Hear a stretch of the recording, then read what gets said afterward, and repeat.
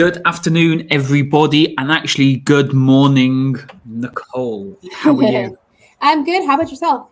I'm doing okay. I was actually speaking to Nicole the day before yesterday and the day before that, so it feels like I'm just speaking to you all the time right now. But welcome back to another episode. I think this might be the third or fourth time you've been with us now. I just love talking to you guys, obviously. No, that's fine. Last time we talked about a little bit about going online, but today we want to talk about something a little bit different, something that maybe a lot of us are fit pros that are actually in the situation of actually running a business with your partner, with your boyfriend, with your girlfriend, with your husband, with your wife, with your partner. And you've been doing this for a while with your partner, I'm guessing, as well. Yeah, I have. And I remember when I first went into it, I had asked you, because you obviously have firsthand experience as well. And I was a little nervous. But it's definitely something that has been quite the interesting journey as well. You know, just as much as opening a gym and an actual business itself. Yeah, like we see them and hear these type of things all the time, whether it be on podcasts or stories or books that we've read where friends have started businesses together and then they've fallen out and not friends anymore, or husbands and wives have started business together and they've divorced and gone their separate ways. But luckily for both of us so far, where we are, we've gone into businesses with our partners and we're still with our partners and our business are still growing. So we both must be doing something right in that department then. Definitely. So what was one of the main things that you thought, you know what, let's invite my partner, let's invite Eric into the business? How did that kind of start for you then? Well, it started when we moved to an area to be closer to the studio and gym space we really wanted. And in order to do that, he had to give up a good 50% of his own business. And that was a very serious, scary conversation, because it's not just about like me opening this business and then worrying about to pay the bills and stuff. I gotta pay him too in order to pay his side, because he was giving up a good, piece of his business he's had for over 20 years. So it's a big responsibility, obviously, when someone's willing to go in all in on you, especially your dream. Yeah, it is an interesting one. I was just thinking then about what I would have done if I didn't really want Holly to come into the business, but that potentially is a little bit of the case for FitPro itself. Yeah. I do FitPro all by myself, but I do the gym, FitHub 30 with Holly. Right. So it'd be like trying to invite her in, but I don't know, because we've both kind of started the business with the partners in the business. We're not sure what it would be like inviting someone in halfway through. Right. But I'm guessing the big part was the finance thing. I'm guessing he moved out of a stable, regular income job to maybe moving down quite a few scales to kind of get started with you. Yeah, and also not being the boss.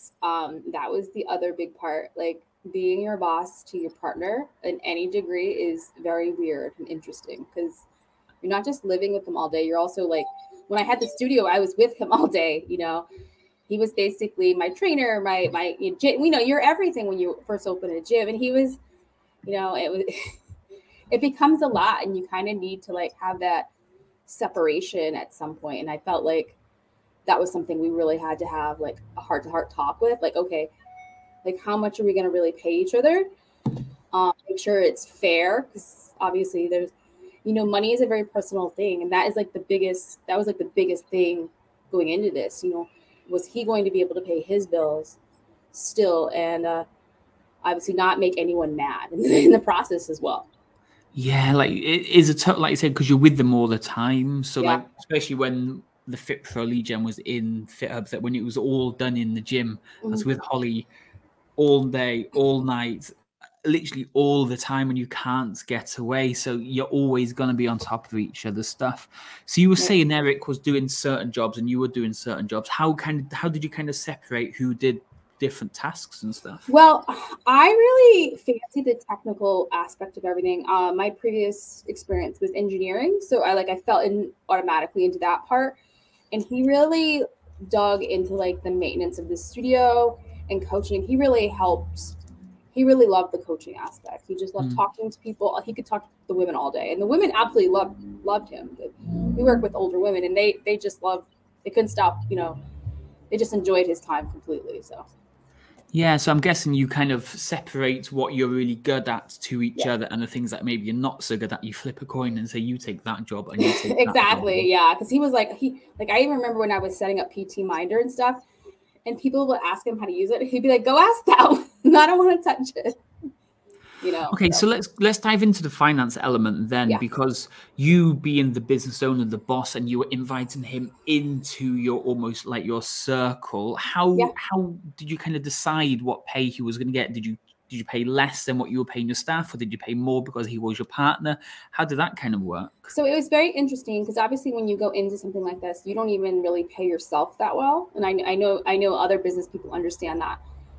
But my goal was to like, okay, like how many clients we have, and I was going to pay him like a certain amount per person. So overall, so he wouldn't just coach the classes per se. He would also like do the follow-up and the manual stuff in the Facebook group with those people too. So we kind of worked on a number like that where it was like even if it was not like a lot, but it was like like he knew he was going to get paid that regularly. Yeah. Okay.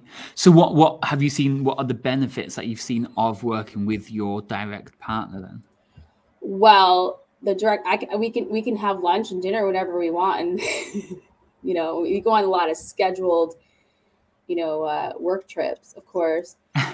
You know, I just and it's just so nice to be like in between classes and different between coaching. You can go get a Starbucks or something. You know, I felt like that was it. Like just the downtime was like extra special because that was one of those things I personally had to work on, like knowing when to like cut that business arm off and be like, okay, it's my relationship time.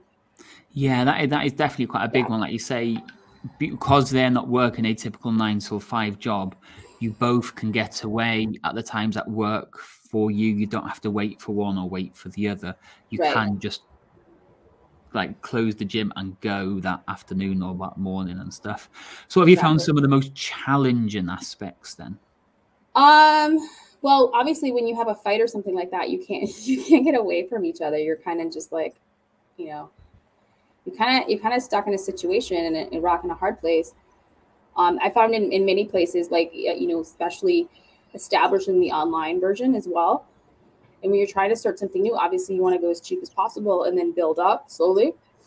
But then when my partner, obviously, you know, my staff didn't say anything, but he was like, well, what about me? I want a little bit extra money. And I was trying to treat this exactly like a business. Like he had his own LLC. I treat him as a 1099. So I was trying to treat it exactly like a business. And there was sometimes that little bit like, you know, I am your partner, so you should pay me a little bit more. So like there was a little bit of that, obviously. So. But like you say as well, you have the flip side of it. Like you are my partner, so I can afford to actually pay you less to cover, so I don't go over my bills and all that type of stuff. Right. That's correct. So moving forwards then, is Eric going to be a permanent fixture, or would you create a separate branch or something and let him kind of move more by himself independently into that? Or are you just such a nice, tight-knit bond that you both kind of will move forward and grow? Well, I found over the last couple of years, you know, since we have different strengths and weaknesses, I felt like he had the best coaching and really helping, you know, everyone that he was helping overall in a really interesting and unique way. He actually took the extra time, you know, and for me that means a lot, you know, and then I can kind of focus on like the back end stuff, you know, making sure that the apps work. Like obviously if Trainerize blows up, he has no idea how to fix it, but at least he can be like, okay, Sally, I need you to do a squat on the wall and kind of explain it, you know. Nice. Okay. So we've covered the ins and outs of what it's been like for both of us. We've talked about some of the benefits and the negative sides of it and all that type of stuff. So if somebody's now watching or listening to this and they're thinking, you know what, I'm going to invite my partner, or I'm going to start a business with my partner, what are some of the things that maybe they should really consider when just as you're about to get started with your partner? Really sitting down and understanding what both of you will need on both sides, you know, from the financial aspect, what duties are going to be done at each side as well, and actually establishing when you're going to be sitting down to talk about the business, like to actually have a real business meeting. So like the biggest goal wasn't like to be sitting at home front of the TV talking about what he should be doing during the day. Nice. So nice. I think those 3 things are like super important, because if you don't have some kind of like structure, because in the beginning I really didn't have all this stuff squared away, like legally and 1099 wise, and it was kind of like, all these things need to be thought of, so everyone is covered overall, because you don't want anybody to be like have any harsh feelings or anything like that. Just for the UK audience, I have no idea what Nicole is on about with 1099s and all these. Yeah, so the 1099s are like considered like a contractor. And in the United States, they have this thing called an LLC, where it allows you to have different like tax brackets and stuff like that. So my whole goal was to make sure that he was always a second entity, so he can also be able to pick up some of the tax benefits that I also was receiving on my own business. Nice. Okay, so that's for people considering going into partnership with their partner, starting a business with their partner. Yeah. Let's move a couple of years forward. You've been having a great success with your partner. The business has been doing well, but over the last 6 or 7 months, over the last year, things feel like it's fallen apart. Maybe it feels like you're both drifting, or the business is crumbling, or you're always arguing, or your relationship's really in a bad place. Yeah. What kind of things should people, I know you're not a relationship expert, but what type of things do you think a partnership like that should be working on to try and either resolve the issue or kind of just go their separate ways? So it's interesting, because I've had partnerships with even non-relationships and stuff like that, and I feel like there needs to be like a real good relationship, to be honest. Like, is it working, if is it not working? It's okay if something's not working, and I think understanding when to like be like, you know what, let's if this isn't going to work, let's figure out how to dissolve this properly, and then kind of like separate, so we don't have to like linger, and suffer like the Titanic. So I think that's the other thing too, like having that business meeting, just to kind of those touch points, so you always know what your what tasks you're working on that week, and you kind of figure out how everyone's feeling. Nice. Okay. So I've asked a load of questions there now. Is there any questions you think maybe I haven't asked, things maybe I haven't thought of when it comes to actually running a business with your partner? Well, I think the biggest thing that I didn't think about going into this whole thing was actually knowing when to stop thinking about the business completely. Because I don't know about you, myself, I get really excited about ideas. And I could talk about them all day. And I think the biggest thing was in the beginning was how to actually turn off my business brain and go back to like Nicole, the partner brain. So really like, and it was one of these things I even had to work on some mindset with this piece to actually like understand there was 2 world entities that Nicole needed to focus on. And I feel like going into this, people really need to understand that, or it's really not going to work. Yeah, that is definitely a valid point where, I don't know, it is hard as business owners, but you can't switch off all the time, anytime. Right. You're always thinking about work or staff or the next sale or the next lead and all this type of stuff. So actually being able to just put your phone down, close the laptop and just actually focus on going on a date night or going to the movies or going to do something together. Because he'll be like, why are you looking at your phone again? And I'm like, oh, my Slack is blowing up. And he'd be like, I don't care. Lucky for some, eh? Lucky for some. Cool. Anything else you think we've missed? No, not really.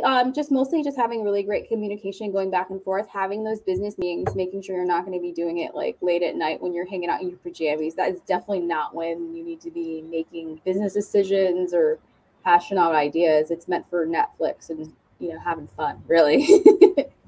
No worries. Nicole, as usual, I appreciate you coming on today, sharing even more different types of insights. Anybody that is listening and interested to hear about what Nicole does with her own fitness business or even relationship advice, feel free to reach out. Of course.